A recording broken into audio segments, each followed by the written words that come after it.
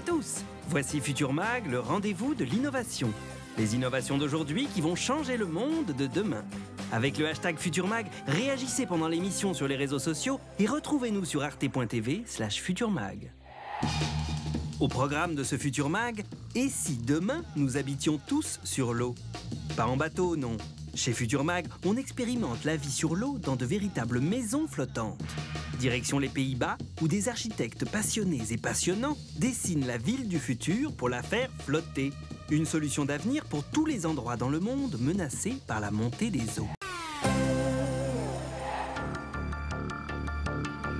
Nous voici aux Pays-Bas, un pays sillonné de cours d'eau, dont de nombreuses terres ont été gagnées sur la mer. Depuis toujours, les Néerlandais ont appris à vivre avec l'eau, et même sur l'eau. Et ils s'inquiètent de la montée du niveau des océans qui menace la planète. L'habitat flottant s'est fortement développé dans le pays depuis les années 2000, et une nouvelle génération d'architectes en a fait sa spécialité. Koen Olthuis, le plus emblématique d'entre eux, voit l'eau comme une opportunité et non pas comme un danger. Les architectes doivent apporter des solutions. Et si les villes flottantes étaient justement une des solutions? Amsterdam, capitale paisible des Pays-Bas, célèbre pour ses vélos et ses canaux. Dans le centre-ville, l'eau est omniprésente, comme dans le quartier de Heibourg, en périphérie de la ville. Un village flottant expérimental unique au monde, d'une 60aine de maisons, est ici sorti des eaux il y a quelques années. Ces pionniers de la vie sur l'eau y accèdent par des passerelles ou en bateau. Et les enfants ont le plan d'eau pour jardin. Koen Olthuis a participé à ce projet innovant. Ce qui est amusant, c'est que du côté de mon père, tout le monde était architecte et ingénieur. Mon nom est Olthuis, ce qui signifie vieille maison. Et du côté de ma mère, on construisait des bateaux. Donc je me suis dit, ma mère les bateaux, mon père les maisons. Avec des maisons-bateaux, tout le monde est content. Pour la première fois, un quartier flottant bénéficie des mêmes facilités que sur la terre ferme, avec, par exemple, l'accès à un réseau d'eau et d'électricité commun.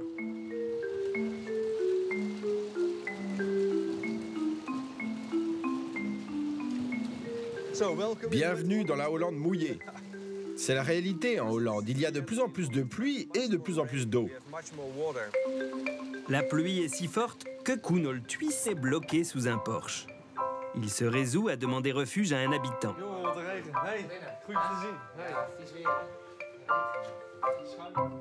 La conversation peut maintenant se poursuivre à l'abri. En fait, les Pays-Bas sont un faux pays, un pays artificiel. Nous ne devrions pas vivre là, c'est le marais de l'Europe. Depuis 500 ans, nous avons dû combattre l'eau, construire des digues, pomper l'eau, mais ce n'est pas naturel. Un quart de la surface des Pays-Bas est situé sous le niveau de la mer. À sa manière, le pays est donc depuis longtemps menacé par les eaux. Si le niveau de la mer monte d'1 mètre d'ici la fin du siècle, comme la majorité des experts le prédisent, Amsterdam sera touché, mais aussi beaucoup d'autres grandes métropoles côtières de la planète, comme par exemple New York, Jakarta, Londres, Shanghai, Saint-Pétersbourg ou Miami. L'archipel des Maldives, lui, disparaîtra complètement. C'est ce constat terrible qui pousse Koen Olthuis à construire sur l'eau plutôt que sur la terre. Sur l'eau, il y avait un besoin criant d'innovation, car nous devons utiliser l'eau.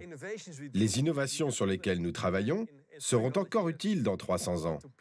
Je veux montrer aux gens qu'utiliser l'eau peut vraiment changer nos villes et la façon dont nous vivons.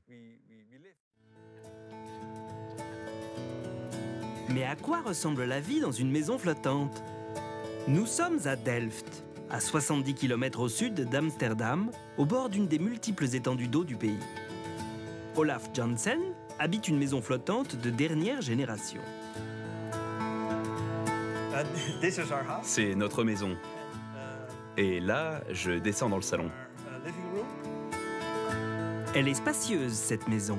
270 mètres carrés, avec un design ultra moderne et de grandes baies vitrées qui laissent entrer la lumière et renforcent la proximité avec l'eau. On sent vraiment la nature.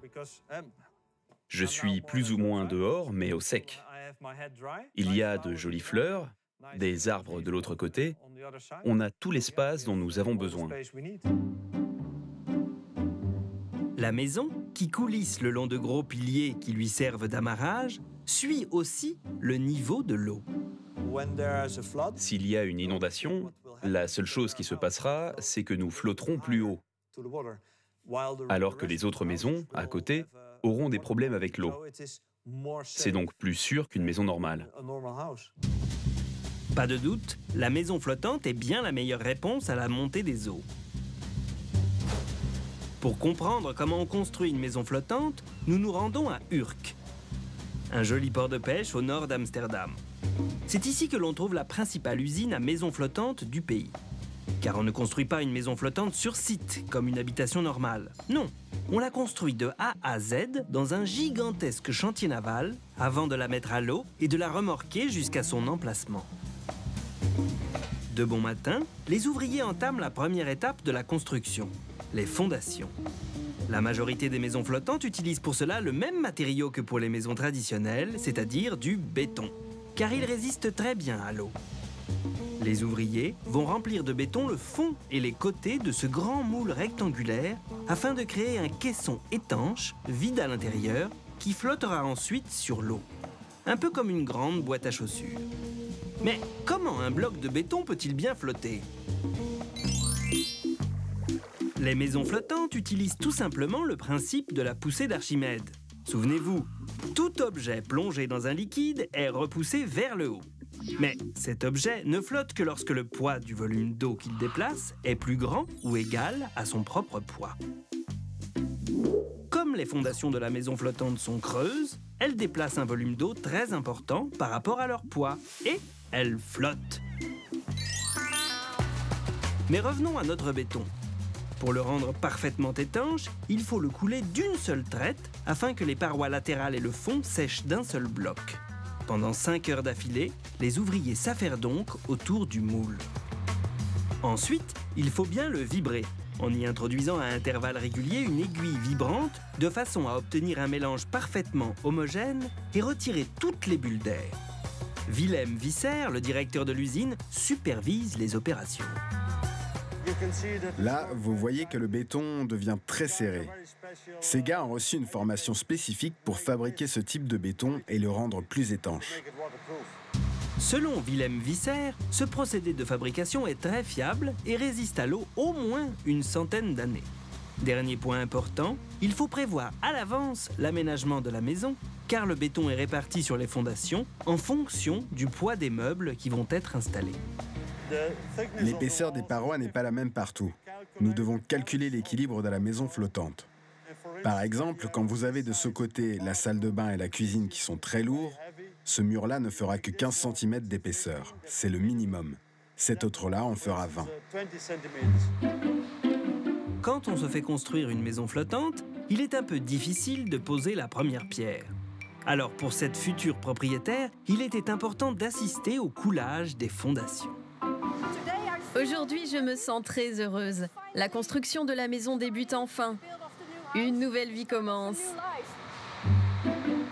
Après 2 semaines de séchage, les ouvriers commencent à monter les cloisons de la maison sur un cadre en bois plus léger que des parpaings.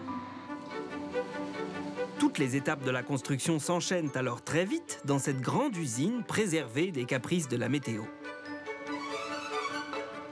Isolation, étage, plancher chauffant, menuiserie, étanchéité, tous les corps de métier travaillent en même temps sur une dizaine de maisons à la fois. Dans cette usine, on peut construire très rapidement. Toutes les étapes sont réalisées ici. Pour une maison, il faut compter 15 à 20 semaines. Ensuite, c'est bon, c'est fini. Il ne restera plus alors qu'à la remorquer, comme on le voit sur ces images d'archives, et à la brancher sur les réseaux d'eau et d'électricité. Et voilà, elle est prête à l'emploi. Encore faut-il avoir bien anticipé la dimension des écluses pour le trajet. Une sorte de bâtiment flottant. Des bureaux, une serre flottante, un restaurant chinois, une boîte de nuit et même un champ de fleurs de 600 mètres carrés. il n'y a plus de limite technique à l'imagination débordante des architectes néerlandais. Nous retrouvons Koen Olthuis dans les bureaux de son agence. Pour lui, ces mutations vont avoir un impact déterminant sur notre façon de penser la ville. Il ne s'agit pas uniquement de copier sur l'eau ce qui se fait sur Terre, mais de repenser de manière globale une ville en pleine évolution. Et pour expliquer cette nouvelle approche de la construction, quoi de mieux qu'un jeu de construction pour enfants ? Ce que nous voyons ici, c'est une ville normale, avec l'eau de ce côté et la terre ferme de l'autre. Et la ville grandit. Nous arrivons à un moment de l'histoire où l'eau commence lentement à être utilisée. Vous voyez, nous avons toutes sortes de bâtiments flottants. Des bureaux, des maisons, des routes, des parcs. Il n'y a qu'à les ajouter à nos villes pour que progressivement, les villes soient à moitié sur terre et à moitié sur l'eau. Et la beauté de ces installations sur l'eau, c'est que vous pouvez en changer la configuration.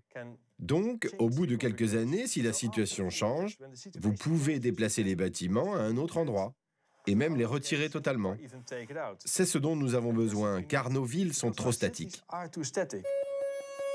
Pour développer cette approche d'une ville dynamique et flexible, Koen Olthuis a créé le concept de City App en référence aux applications que l'on trouve sur les smartphones. Selon cette vision, les bâtiments de nos villes ne sont que de simples applications permettant de créer une ville à la carte. C'est comme un grand smartphone. Si vous avez besoin d'une école supplémentaire, d'une maison, d'un parc ou d'un parking, vous le déplacez sur l'eau et vous le connectez à votre ville comme une application. Cette vision de la ville se décline autant pour les pays riches que pour les métropoles côtières des pays en développement, souvent entourés de bidonvilles qui s'étendent sur l'eau.